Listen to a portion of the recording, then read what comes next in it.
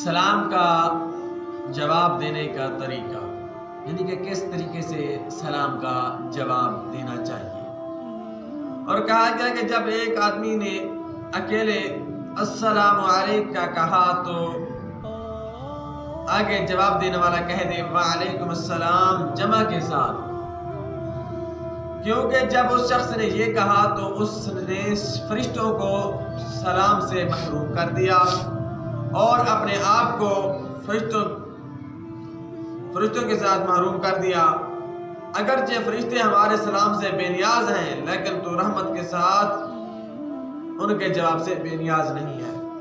और बहरहाल जवाब देने का तरीका अफजल ये है कि वालेकुम अस्सलाम वाव के साथ कहे, हज़फ करना जायज़ नहीं है। हज़फ करना भी जायज़ है, लेकिन वो फजीलत मत करें।